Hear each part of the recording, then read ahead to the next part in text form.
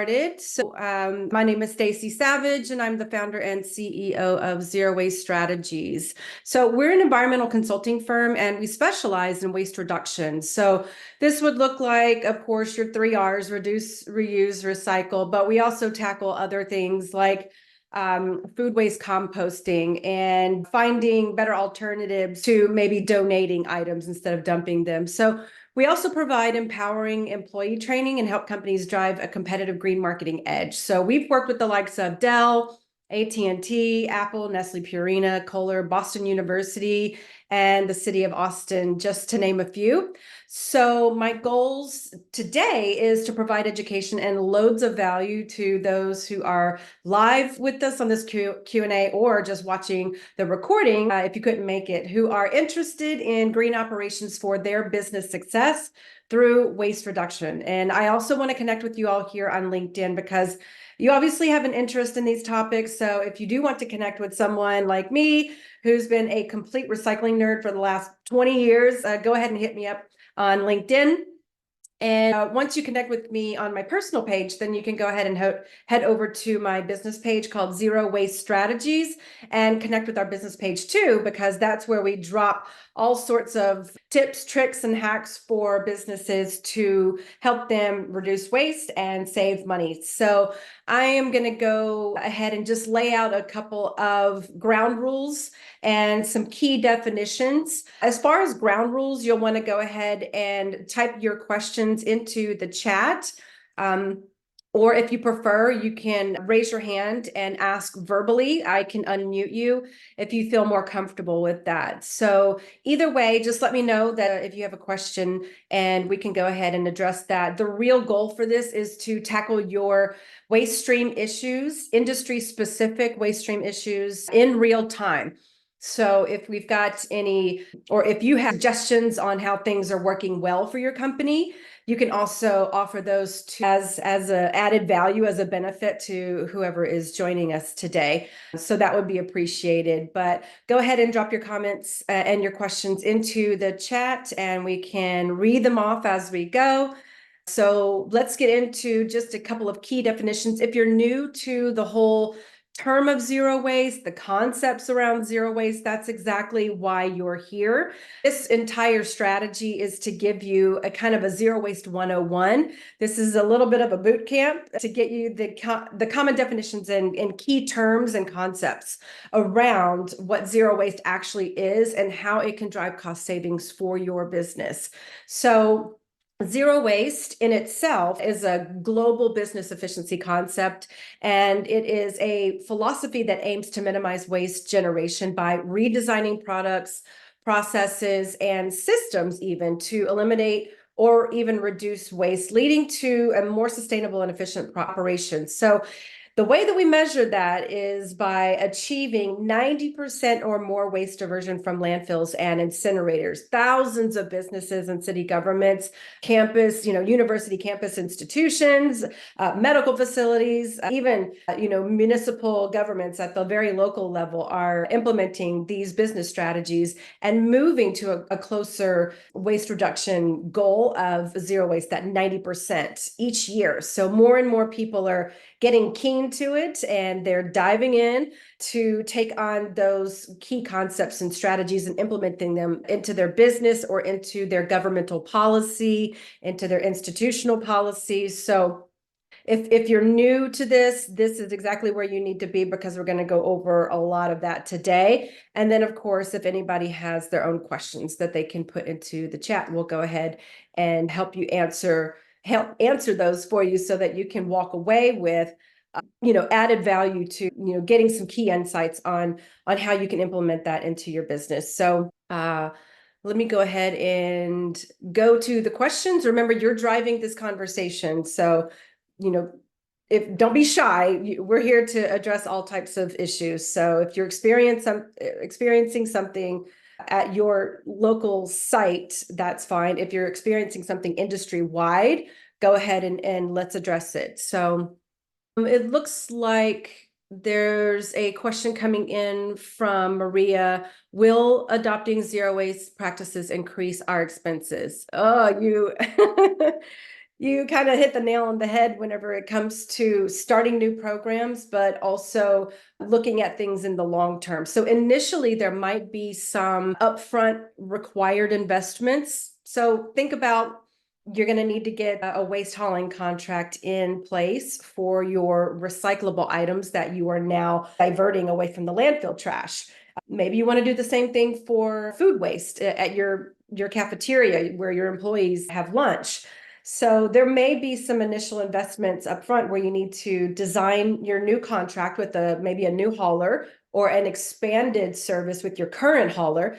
And you're going to need to get bins and signage and put in, an operation program that can do the key education piece for your employees.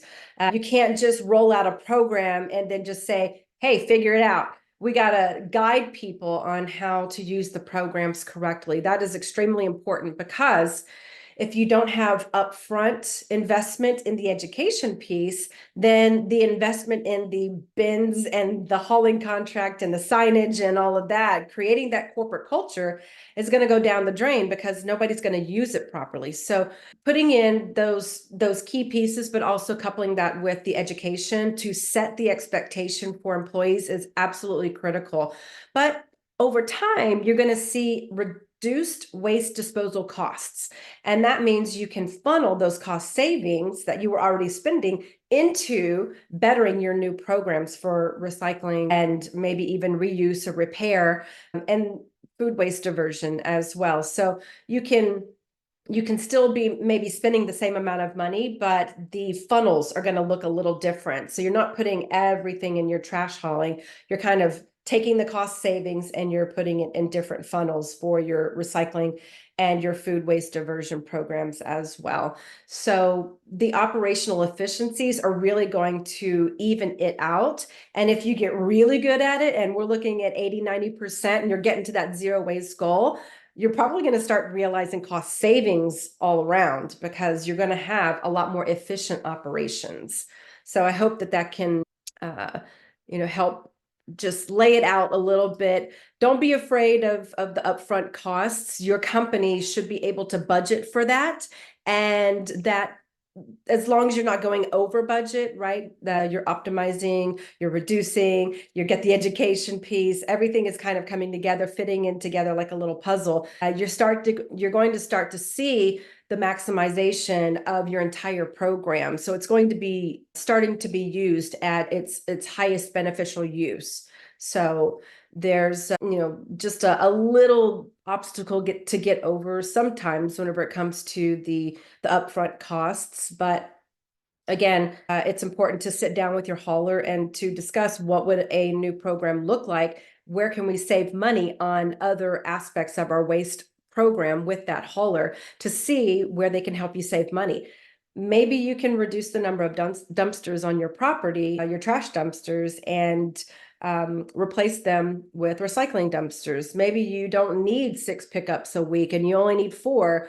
It's all about right sizing your programs and making sure that they're optimized to fit your actual business needs, not what the hauler thinks you might need. So make sure that you're not getting arbitrary numbers from your hauler, that you're getting straight numbers from them, and it's really important to get that data.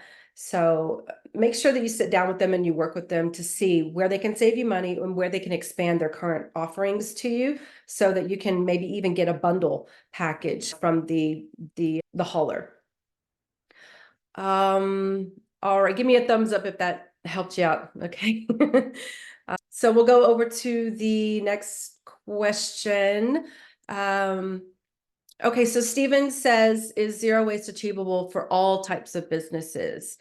Yes, so zero waste is scalable. So even Fortune 100s down to mom and pops can implement some type of waste reduction measures. Usually whenever it's the larger companies and they're the biggest generators in a community, they've got the most expendable budget for having the biggest programs, they're usually going to have the most impact, and they'll usually see the most cost savings. But again, since budgets are extremely tight for small mom and pops and even small and mid-sized businesses. A lot of the times, it's even more important for those smaller businesses to get their recycling programs into place because of the cash savings in, the eventual kind of mid to long term to realize those cost savings. So while full zero waste might be challenging for certain industries or even size of company, every business can do something to make progress towards zero waste by prioritizing waste reduction, recycling, repair, use, donations, and getting a tax refund even, and purchasing products that are more sustainable. So there's a lot that can be done in what's called the materials use hierarchy. And you can find this on the EPA's website, epa.gov. And it's an inverted triangle like this. So what it says is, you've got your refusal of waste, your reduction of waste, use, repair, remanufacturing, refabrication. Recycling is almost at the bottom. So even though recycling might be the most convenient option because of the blue bin or whatever color it is in your office, and people can just throw their things in, for smaller businesses, it might be even more cost beneficial to look further up the hierarchy. Where can we reduce? Where can we reuse? Where can we repair? Where can we remanufacture products from maybe old items that we've taken back from customers? So really talking more about a strategy that will utilize the R's, the re's, up further in the materials chain, instead of just relying on recycling. And then, of course, at the very bottom of the pyramid, you've got disposal, which would be your landfilling and your incineration. So the disposal methods are not connected in any way to the diversion methods. Diversion is up here, disposal is down here, and there's a big separation. So keeping recyclable, repairable, reusable materials out of landfill in the disposal category is really the key operational kind of gold mine, if you will. So give me a thumbs up if that helped you out. Thank you. All right. Next one, let's look here. So, how can we engage employees and stakeholders in zero waste initiatives? So remember how I was talking about employee engagement and in education and putting some investment in that? And this is really where we're going to kind of drill down on that. So educating and involving your entire team through training, clear communication of your waste diversion goals, your zero waste goals, recognition of their contributions, even transparency in tracking the waste lowering and the recycling increase can help motivate people to keep going and to make sure that they're doing it correctly. So we worked with an international brand up in St. Louis a couple of years back, and they had a monthly safety meeting where all employees were required to go. And they haven't had a safety issue in years. So they clearly invested the time, energy, and money that it took in order to put safety as a front of mind topic for their employees. And their employees were actually visually and verbally demonstrating the safety protocols that they had been taught among their peers. So waste and sustainability issues in a business operations should actually be given similar priority. So helping people understand that when you do cross-contaminate and you put your soda can in the composting bin where all the food waste is, somebody has to deal with that further downstream. And they need to understand that at that point where the 3-bin system is, or the 2-bin system, or whatever, if they're not source separating correctly, they are causing a contamination issue, a bottleneck downstream, where the processors at the compost facility have to manually pick out or take magnets and pull out all of the metals, pull out the plastic films and the paper that shouldn't be in there. So it's important to have upfront training. Remember, you can't put the cart before the horse. You can't just roll out a program and say, you guys figure it out. So this is where that education piece comes in, because it's going to set the expectation and ensure that your employees are following the right protocol, that you also have clear signage, and that you've got graphics on that signage that says this is allowed, this is not allowed. And it's usually the common culprits, right? So you would have pictures that are allowed in your recycle bin of flattened cardboard, office paper, newspaper, metal, glass, even if your community takes glass. And then in the no not allowed category, it would be things like plastic bags, the checkout bags, dirty styrofoam containers that probably have food waste in them. They don't belong. So you want to have these graphics that show yes and no, and that they're very clear, very defined, and people understand, because an Apple core is an Apple core in any language. So having those graphics, a plastic bag is a plastic bag in any language. Those graphics are really important to, if English is not someone's first language, maybe you can even have a secondary language in there in your signage of the most spoken secondary language within your business structure. So making sure that everyone not only has access to the recycling, that it's convenient for them. And those two things are not the same. If it's convenient, then it is accessible. That means you're going to get higher participation rates. If it's accessible, but it's not very convenient, you're going to get lower participation rates. You're going to see a lot of recyclable and compostable materials ending up in the trash, because people are just looking for whatever bin is closest to them.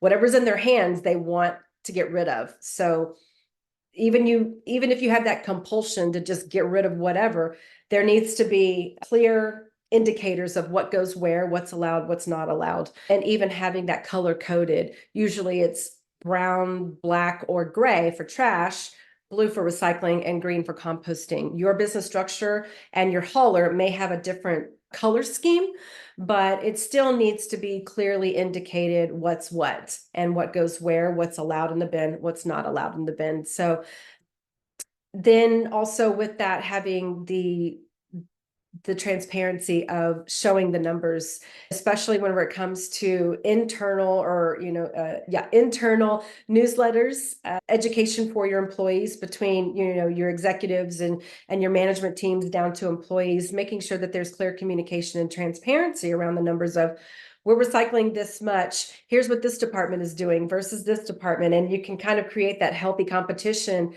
between your departments or the different floor levels. You can create a green team where people are being, they're being enthusiastic about these waste reduction programs, and they become your eyes and ears, your cheerleaders out there, and they are championing to their own peers about how to use the programs correctly. So they're ushering that corporate expectation, and they're helping set the corporate culture of, this is how we do things around here. This is the status quo. We separate everything and we do it right.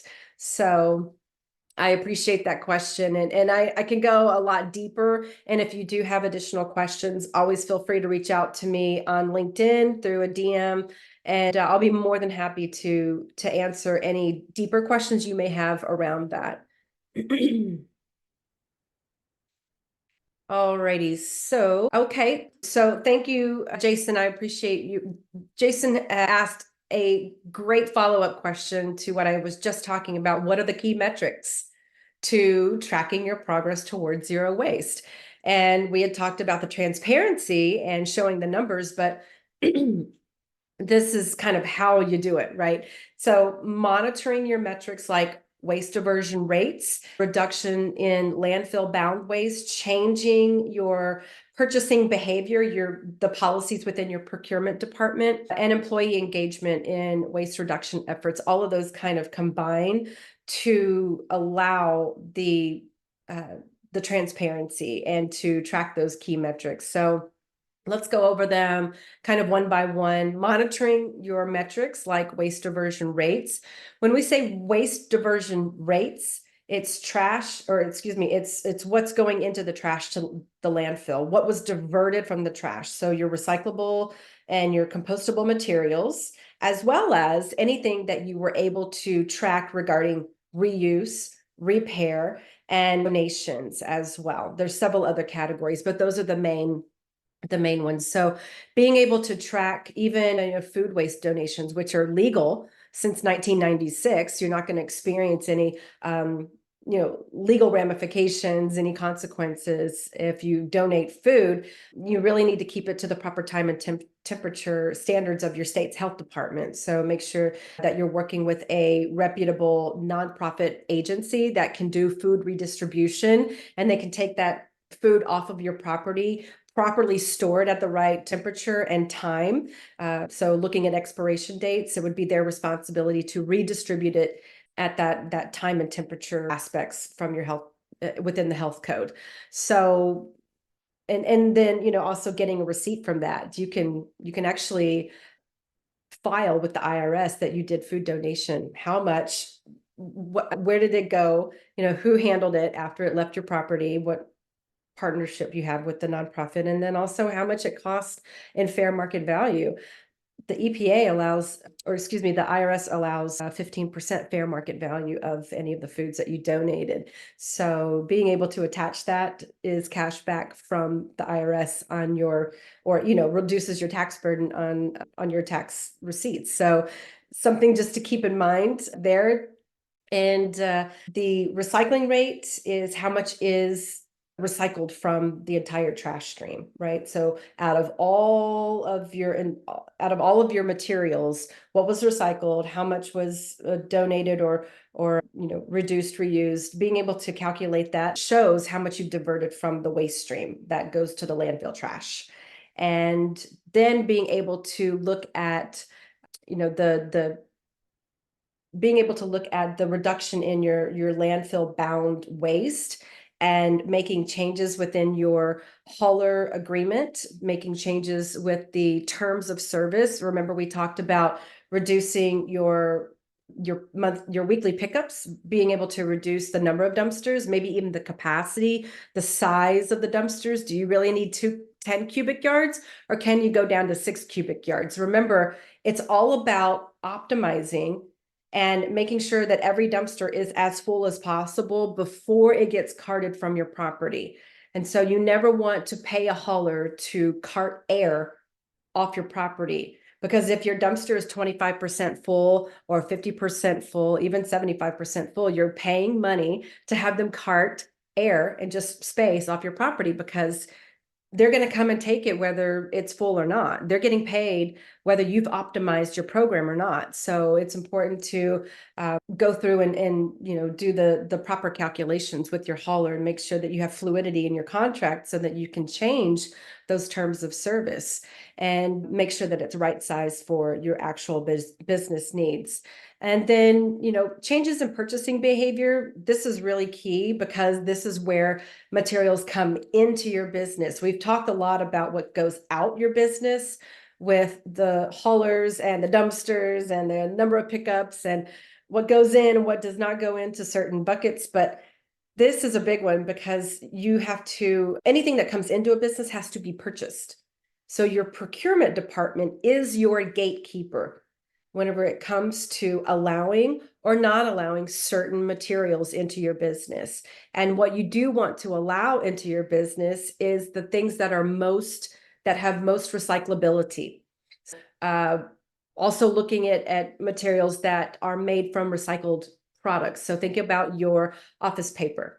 Is it 50 to 75% recycled paper coming in, or are you buying reams and reams of paper that are brand new, straight from virgin raw materials, that did not support the circular loop of the circular economy through the recycling aspect, and helping loop those materials back into products that you're purchasing.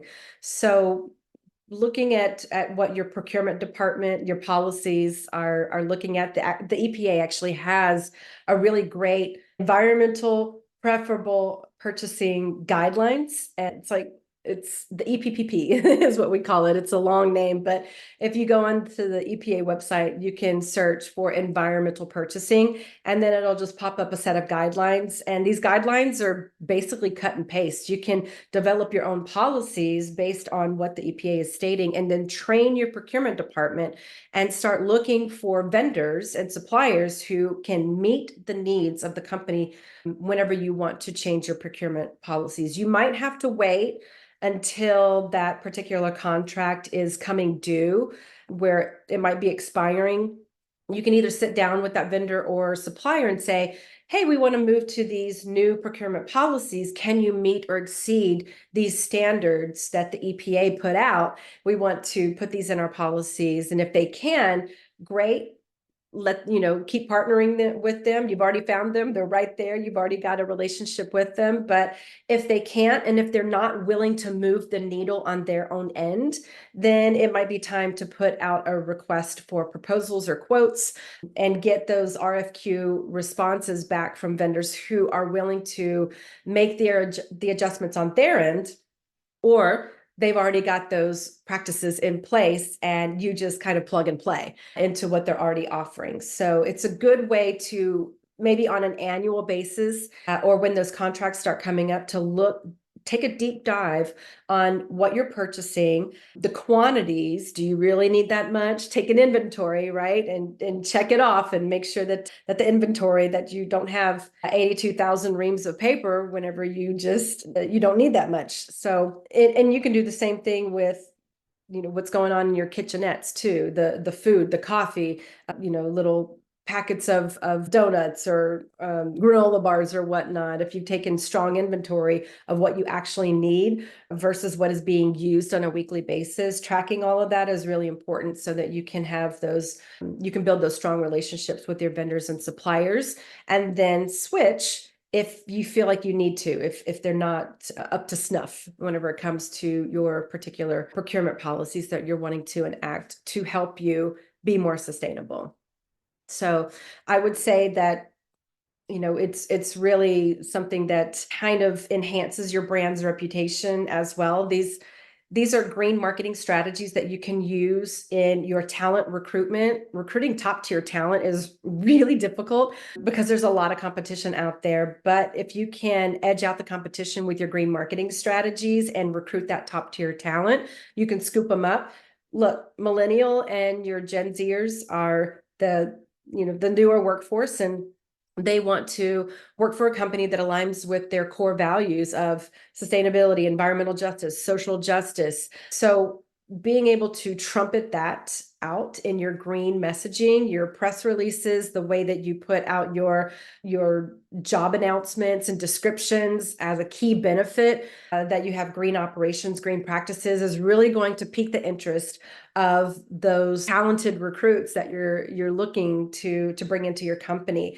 That also helps with retention as well. When someone feels that sense of purpose and that the company that they're working for is not polluting their own community where they live, where their family lives, that's another way to retain your current workforce and to keep elevating them in their career. Also, it helps them go out and brag about your company to all their circle of friends and family as well. So that's really the best marketing that you can have, is that initial bragging rights of your employees going out there and telling the world about your products, your programs, and your operations, and how much they love to work for your company because it truly cares about the community that they live in. So something to think about when companies get caught saying one thing and then doing another whenever it comes to sustainability is greenwashing, and it is a PR nightmare. So you don't want to be in that camp. You want to be leading your industry, right? So just think about how it really is going to be in the long run in showing your environmental commitment and corporate responsibility. It will resonate with your customers, your clients, your employees, your shareholders, your investors, your executive. And, it really will bring about that socially, it will engage socially conscious consumers and lead to very strong PR positivity, and it helps you develop that brand affinity, that brand loyalty from customers. So sustainability is not just about waste reduction or green building or saving energy or saving water. It's about the long-term effects of your entire company and the health of your company long term. Having people on staff as for decades rather than just 2 or 3 years that most people are used to right about now. That makes it really hard on your recruitment team and your management team to have to onboard, dozens and dozens of employees every single year, maybe even hundreds. So keeping that retention also gets your onboarding costs down as well. So just some broader things to think about whenever it comes to implementing any of your sustainability programs. So just keep that in mind. And I think that we've got, what time is it? 1:35. I think we've got time for maybe one more question. So it looks like Jenny wants me to go a little bit further into suppliers and partners. Okay, so there's many aspects to a business, right? You've got the business entity itself. You have the CEO, you've got the C-suite, you've got your management, you've got your workers, maybe your regional management, you've got multiple locations. And then also you've got from the other side, the public facing side, your customers, your investors, your shareholders. And then you have all of your vendors and your suppliers from a totally different angle that's supplying your business with the needs or the services and the products that it needs in order to sell, to stay alive, to make a profit, and to employ all these people and to bring about returns for shareholders and investors. So there's a whole machine outside just what's going on in the building. And so the suppliers and the partners are extremely key because we want to have them aligning with us as their client on these zero waste initiatives. So there's a lot of things that vendors and suppliers can do in order to help you as a company, their client, be able to achieve the sustainability goals that you're reaching for. And just a couple, just off the top of my head, is allowing the switch over from cardboard delivery boxes to metal boxes that that are collapsible, that are easy to just go and stow. And they can switch those out as they make deliveries. They can take your old boxes back, but being able to use collapsibles will reduce your cardboard output. That might not be a good thing if you're a very large manufacturing distribution warehouse where you do a lot of intake and you also sell the cardboard as a commodity out your back end, where you have a compactor that bales those 1-ton blocks of cardboard that you put on a truck and you go and sell it to the nearest recycler. So that's actually a revenue stream. So it just depends on which way you want to take it for your business. If you're maybe a little bit smaller, talk to your vendors and suppliers, see if they'll help you with the collapsible metal or hard, heavy duty plastics that you can store on site and just rotate in and out as new product comes. You unload it, you collapse them, you store them, and then the whole cycle repeats whenever they come back the next week or month. Another is maybe like a return to vendor process. See if your vendors and suppliers have a return to vendor program on their end. This would allow for any damaged products to go back to the vendor or supplier, and they in turn send it back to the manufacturer most of the time. So there's, if some kid comes along in your store and they open up a bag of chips and the parent maybe wasn't watching them at that time, that's spoiled, you can't serve it, it's got to go somewhere. So instead of putting it in the trash, you would utilize the return to vendor program and just mark it off in your inventory that it was that product was voided in some way. So being able to collaborate with your suppliers and your partners who share the responsibility of your sustainability goals, that should be the partnership, right? And this would help encourage responsible packaging and waste reduction throughout the entire supply chain. Think about what's coming into your business and then what's going out your business. You're paying for things twice. You're paying for things to be delivered, all the packaging material, and then you're paying for that material to be carted off your property by a hauler. So where can we reduce? Anywhere within your business is going to collectively show a cost savings, and you can start to realize that on your quarterly budgets. You can start to see eventually that you're going to be coming in a little bit under budget, or that you can take that surplus and you can put it to your other programs. Maybe you want to expand your training program and get your employees even more involved. Maybe you want to sponsor the local Earth Day event in your area with that additional money. There's all kinds of things that you can do with the cash savings that can go to additional programs, or even promotions out in the community and supporting community events. So, I hope that helped answer that question as well. It was a really good follow-up, and I'm so glad that you got the chance to ask that, because I do feel like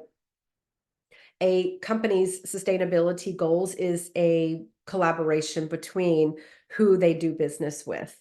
And, being able to have your vendors and suppliers support you, having your workers support the programs internally, and so that they're being used properly, and that we're reducing any cross-contamination fees from the hauler, that we're sorting everything properly. And then on the back end, we're working with the haulers to manage the contracts and the terms of service, and right sizing everywhere where we can.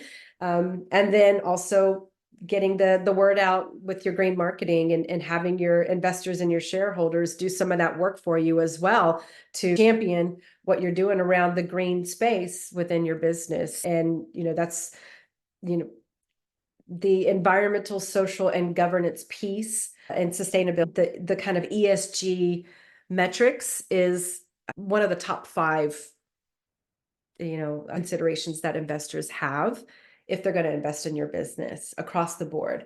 So having those ESG policies in place is really important, and then being able to drill down into your waste stream with those policies, and setting the precedent, setting that clear, concise expectation with your workers, and giving your investors and shareholders the confidence that they are investing with a company that cares. So those are just some additional thoughts that I had as they were coming to me, but I do want to wrap this up. We also offer 3 tiers of service. So we have tier 1, which is an 8-week online. There's Cash in Your Trash Zero Waste Business Training Academy, where this is kind of that 101 boot camp. We go through the key basics, kind of like we do here. We have training modules, and we do weekly group support calls so that you feel valued and heard and supported. We're addressing your key specific issues that you're finding on site. We're looking over, your purchasing practices and all those kinds of things, so that we can really dial it in for you. And then our tier 2 is a more advanced training. So let's say you've already got your recycling and food waste composting programs in place, but you want to enhance them. You want them to go further. You want to do better education. You want to look at your hauler contracts and see where we can find renegotiate practices within the clauses of your contract, where that fluidity might lie. We'll be able to sit down with you. And of course, we still do, group support calls to make sure that you feel supported as well, and heard and valued. But we also do one-on-one consulting with me. So you'll get my individual time on any of the key issues that you want to talk about, and maybe not bring up on the group calls. So you can schedule one-on-one time with me about your specific waste issues on site, or within your industry, or within your different locations. And then tier 3 is our white glove service, where you fly our team out. We'll come and do everything for you. We'll do a top to bottom assessment of your entire facility, and we'll be able to do an in-depth waste audit, where we're up to our elbows for 5-6 hours in your waste streams, picking out what belongs and what doesn't belong, doing the weighing, the measuring, the scaling, the tracking, cataloging, and all of that, developing out the data analysis reporting for you that can be presented to upper management.